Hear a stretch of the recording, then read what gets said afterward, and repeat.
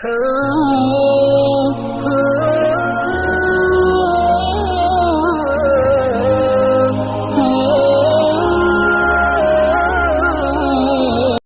خير الحديث كتاب الله وخير الهدي هدي محمد صلى الله عليه وسلم وشر الأمور محدثاتها وكل محدثة بدعة وكل بدعة ضلالة وكل ضلالة في النار.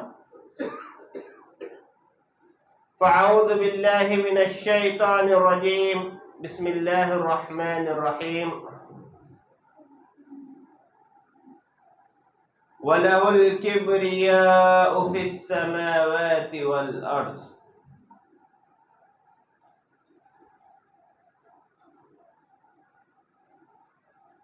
عن أبي هريرة رضي الله عنه قال قال رسول الله صلى الله عليه وسلم: لا يدخل الجنة من كان في قلبه مثقال ذرة من كبر.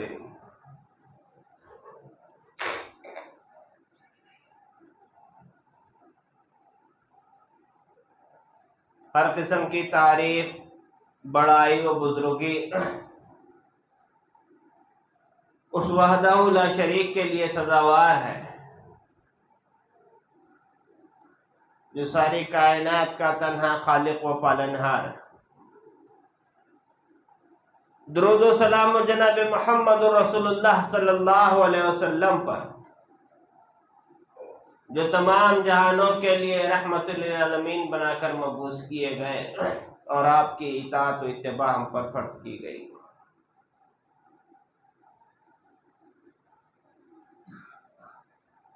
محترم حاضرین، خطبہ مستونہ کے بعد میں نے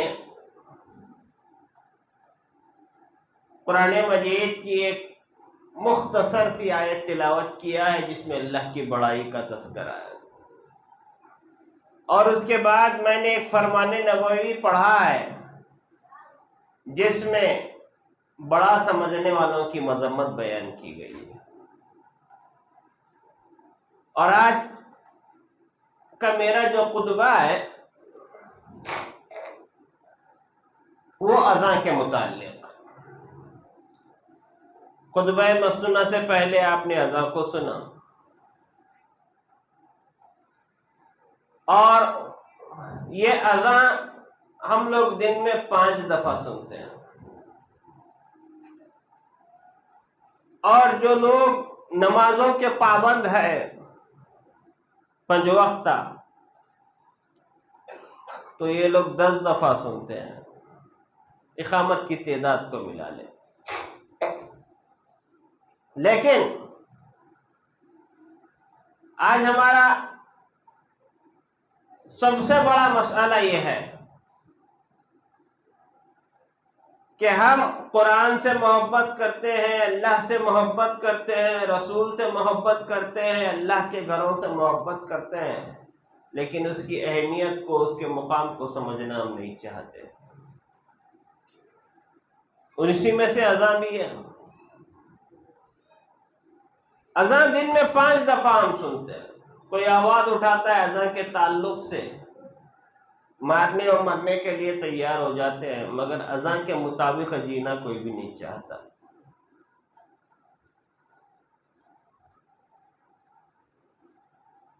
اذان جو دن میں 5 دفعہ ہم سنتے ہیں، وہ مجھے اور آپ کو دن میں 5 دفعہ کیا پیغام دیتی ہے، کیا اس کا میسج ہوتا ہے، اس پر ہم کو غور کرنے کی ضرورت ہے۔ اذان کی شروعات کہاں سے ہوتی ہے؟ کہاں سے؟ اللہ اکبر، اللہ اکبر، اللہ بڑا ہے، اللہ کی ذات بہت بڑی ہے۔ دن میں کتنی دفعہ سن رہے ہیں یہ؟ 5، جبکہ ایک اذان میں 4 وقت ہے۔ ایک اذان میں 4 وقت یہ جملہ استعمال کیا گیا ہے۔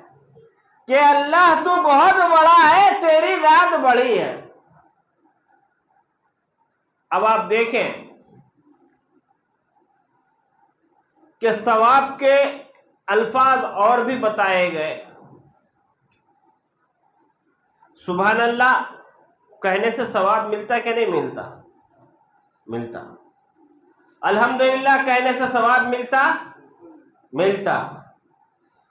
نماز سلام پھیرتا ہی آدمی سبحان اللہ الحمدللہ جو ہے کہتا ہے، لیکن پوری دنیا کے اندر اگر مسلمان کو نماز کے لیے بلانا ہوگا تو ہر مسجد سے ایک ہی صدا، ایک ہی آواز بلند ہوتی، وہ کون سی ہے؟ اللہ اکبر۔ الحمدللہ کہہ کے کوئی بھی نہیں بلاتے، ماشاء اللہ کہہ کے کوئی نہیں بلاتا، سبحان اللہ کہہ کے کوئی نہیں بلاتا۔ ہر مسجد سے ایک ہی صدا بلند ہوتی ہے کہ بھائی اللہ اکبر۔ یہ اذان ہمیں میسج دے رہی ہے کہ دیکھو مسلمان شریعت کا پابند ہے، شریعت جو کچھ بتاتی ہے وہی کام مسلمان کرتا ہے۔ شریعت کسی کے باپ کی جاگیر نہیں کہ جو چاہے کر لے۔ ایسا نہیں ہو سکتا کہ اس سلفی نگر کی سلفی مسجد میں جو ہے اذان کی شروعات کے بجائے ایک دفعہ سبحان اللہ کہہ کے بلا لیا جائے، ہفتہ بھر اذان دی جائے، مہینہ بھر اذان دی جائے اور ایک ہفتہ سبحان اللہ کہہ کے لوگوں کو بلائیں؟ ہو سکتا؟ نہیں ہو سکتا۔ مسلمان کی طبیعت گوارا نہیں کرتی، شریعت کے احکام تو دور کی بات، ایک لفظ ادھر کا ادھر کرنا اس کو گوارا نہیں۔ یہی پیغام ہمیں دیا جا رہا ہے کہ دیکھو دن میں جو اذان سنتے ہو، ایک لفظ جب تم ادھر سے ادھر نہیں کر سکتے تو دین کے کسی معاملے میں بھی احکام کو ادھر سے ادھر مت کرو، اس کے احکام کو مت بدلو۔ یہ مزاج صرف اذان کی حد تک نہیں بلکہ یہ مزاج ساری شریعت کے معاملے میں ہونا ہے۔ کیوں؟ مسلمان شریعت کا پابند ہے، شریعت مسلمان کے مزاج کی پابند نہیں ہے۔ کیا فرمایا اللہ نے؟ اتبعوا ما انزل الیکم، لوگو اس چیز کی اتباع کرو جو تمہارے پاس تمہارے رب کی جانب سے تم تک پہنچی ہے۔ یہی مزاج ہے، اسی لیے ہم کو اذان اللہ اکبر سے شروع کرتے ہیں۔ دوسری بات، اللہ اکبر کا جو لفظ ہے کہ اللہ تو بڑا ہے، تیری ذات بڑی ہے، جبکہ سبحان اللہ کہتے ہیں تو اس میں بھی اللہ کی تعریف ہے۔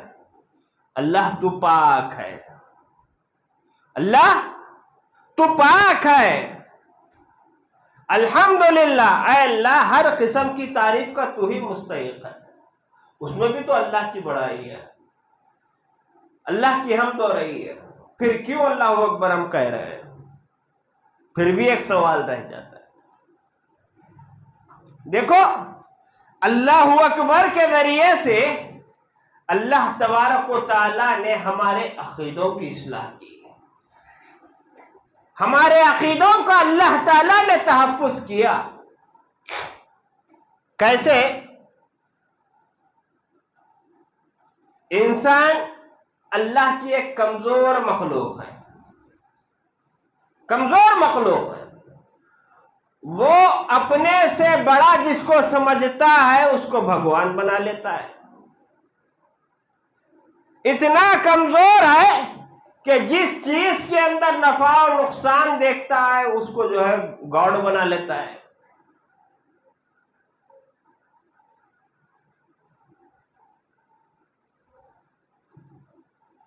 دنیا میں مختلف قسم کے لوگ رہتے ہیں، مختلف چیزوں کو انہوں نے معبود بنایا۔ سورج کو پوجنے والے آپ کو اس دنیا میں ملیں گے۔ اگر آپ ان سے پوچھتے ہیں کہ بھئی سورج کی پرستش تم کیوں کرتے ہو، کہتے ہیں کہ سورج زمین سے کئی گنا بڑا ہے، اس لیے وہ اس کی عبادت کرتے ہیں۔ چاند کو پوجنے والے ملیں گے، ان سے پوچھتے ہیں کہ بھائی تم کیوں چاند کی عبادت کرتے ہو؟ کہتے ہیں کہ بھائی سورج بڑا تو ہے مگر اس کے اندر تپش ہے، چاند میں ٹھنڈک ہے، وہ نفع دیتا ہے، اس لیے اس کی عبادت کرتے ہیں۔ آگ کو پوجنے والے ملیں گے ایرانی، کیوں عبادت کرتے ہو؟ کہا اس کے اندر جلانے کی خاصیت ہے، نقصان پہنچاتی ہے، اس لیے اس کی عبادت کرتے ہیں۔ ہم جس ملک کے اندر رہتے ہیں یہاں پہ لوگ جو ہے مختلف چیزوں کی عبادت کرتے ہیں، گائے کی پرستش کرتے ہیں، کیوں؟ فائدہ پہنچاتی ہے۔ سانپ کو پوجتے ہیں، کیوں؟ یہ نقصان پہنچاتی ہے۔ اب آپ دیکھیں، جس نے آسمان کو بڑا سمجھ لیا اس نے آسمان کو بھگوان بنا لیا، جس نے سورج کو بڑا سمجھ لیا جو ہے اس نے سورج کو بھگوان بنا لیا۔ لیکن اللہ کہتا ہے وَلَهُ الْكِبْرِيَاءُ فِي السَّمَاوَاتِ وَالْأَرْضِ، زمین و آسمان میں بڑائی ہے تو صرف اور صرف اللہ تعالیٰ کی بڑائی ہے۔ اور اللہ نے کہا لَا تَسْجُدُوا لِلشَّمْسِ وَلَا لِلْقَمَرِ، لوگوں نہ چاند کی عبادت کرو نہ سورج کی عبادت کرو، بلکہ تم اس ذات کو سجدہ کرو جس نے اس کو ان تمام چیزوں کو پیدا کیا۔ یہ بڑائی ہے، یہ اللہ کی بڑائی ہے۔ جب اللہ تعالی بڑا ہے تو کائنات کے ذرے ذرے پر کس کی حکمرانی ہے؟ اللہ کی حکمرانی ہے۔ اللہ کا حکم چلتا ہے، اللہ کی مرضی کے بغیر ایک پتا بھی جو ہے نہیں گرتا۔ اللہ نے کہا للہ ملک السماوات والارض، زمین و آسمان کی بادشاہت اللہ کے لیے۔ یخلق ما یشاء، اللہ جو چاہتا ہے پیدا کرتا ہے، جو چاہتا ہے اللہ پیدا کرتا ہے۔ کیوں؟ بادشاہت اس کی ہے، زمین و آسمان میں بڑائی اس کی ہے۔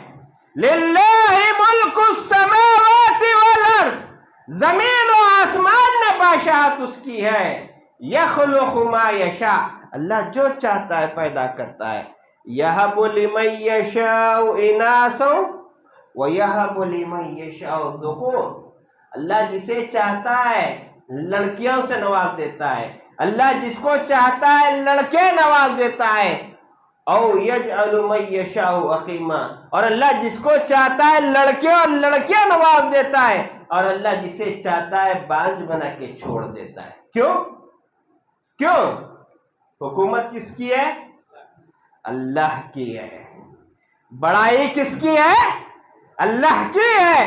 بڑا وہ ہے تو ہر چیز پہ حکمرانی اللہ کی ہے۔ یہ اللہ اکبر کے ذریعے سے پیغام دیا جا رہا ہے۔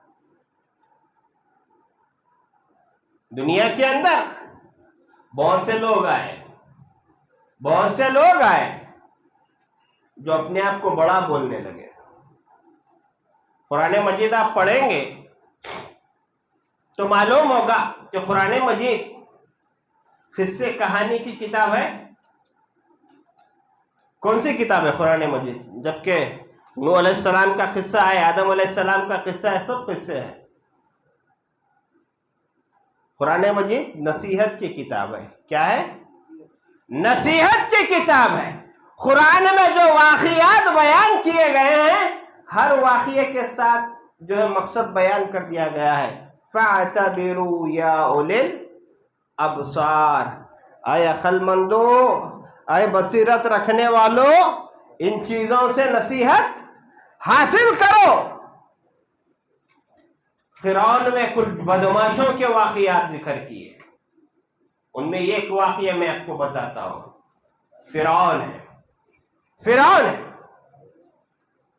فرعون کو نشہ چڑھا تھا، کس چیز کا؟ بڑائی کا نشہ چڑھا تھا، بڑائی کا نشہ چڑھا تھا۔ کہتا تھا کہ جو کچھ ہے ہم ہیں، اور قرآن نے اس کے دعوے کو نقل کیا، کہا انا ربکم الاعلی۔ موسیٰ علیہ السلام نے جب اسے ٹیڑھا چلتے ہوئے دیکھ لیا کہ اسے سلطنت کا نشہ ہے، سمجھایا، کہا کہ دیکھ زیادہ مت اترا، ایک اللہ کی عبادت کر۔ کہا موسیٰ انا ربکم الاعلی، میں ہی رب اعلی ہوں، میرے علاوہ کون رب ہو سکتا ہے؟ اور ایک تکبر کا، بڑائی کا نشہ اتنا فرعون کو چڑھ گیا تھا کہ فرعون اللہ کی پیدا کی ہوئی چیزوں پہ اپنا حق جتاتا تھا۔ کیا کہتا تھا؟ موسیٰ علیہ السلام نے جب اسے سمجھایا، کہا فرعون زمین میں فساد مت کر، تکبر نہ کر، تو کہنے لگا انا ربکم الاعلی، ہم ہی رب اعلی ہیں، مصر میں ہمارا سکہ چلتا ہے، ہمارا طوطی بولتا ہے، ہمارے علاوہ کون ہے؟ اور دلیل کیا دینے لگا؟ کہا الیس لی ملک مصر وہذہ الانہار تجری من تحتی۔ کہا دیکھتے نہیں کہ مصر میں کس کی بادشاہت ہے، کس کی سلطنت ہے؟ وَهَذِهِ الْأَنْهَارُ تَجْرِي مِن تَحْتِي، دیکھتے نہیں کہ یہ نہریں کس کے ماتحت بہتی ہیں؟ یہ نہریں ہمارے ماتحت نہیں بہتی۔ اور آپ قرآن مجید پڑھیں گے تو معلوم ہوگا کہ جس آدمی نے، یہ جملہ غور سے سنیے گا، جس آدمی نے جس چیز کے ساتھ تکبر کیا، اللہ تبارک و تعالیٰ نے اس کو اسی چیز کے ساتھ پکڑ لیا اور نشان عبرت بنایا۔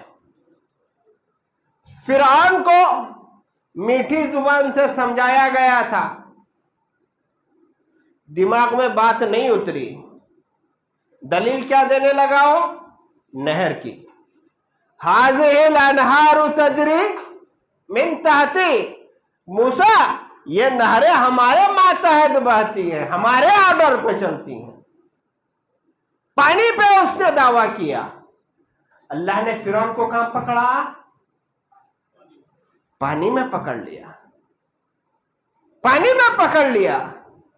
اسی پانی سے اللہ نے موسیٰ علیہ السلام کو نجات دیا، جبکہ فرعون اس پانی پہ اپنا حق جتاتا تھا، کہتا تھا کہ یہ میرے ماتحت بہتی ہیں۔ اللہ نے اس کو پکڑ لیا، اور کیسے پکڑا؟ قرآن نے نقل کیا، فَالْيَوْمَ نُنَجِّيكَ بِبَدَنِكَ لِتَكُونَ لِمَنْ خَلْفَكَ آیَةً۔ کہا فرعون آج ہم تیری باڈی کو محفوظ کر لیتے ہیں، سیف کر لیتے ہیں، تاکہ تو اپنے بعد والوں کے لیے نشان عبرت بن جائے۔ اللہ نے بے شمار دولت قارون کو دے رکھی تھی، بے شمار اللہ نے دولت دے رکھی تھی، اتنی دولت دے رکھی تھی کہ قرآن مجید اس کی دولت کا نقشہ کھینچتا ہے کہ مضبوط پہلوانوں کی ایک جماعت جو ہوتی تھی، وہ مل کر اس کی چابی کو اٹھاتی تھی۔ اس کی چابی کو اٹھانے کے لیے کیا ہونے کا تھا؟ مضبوط پہلوانوں کی ایک ٹیم جمع ہوتی، تو تب جا کے اس کے خزانے کی چابی اٹھتی تھی۔ تو اب آپ اندازہ لگائیے پہلوان کس دور کے؟ اس دور کے پہلوان۔ آج ہم لوگ کیا کرتے ہیں؟ 4 ڈمبلز مار کے باڈی بلڈر بولتے ہیں۔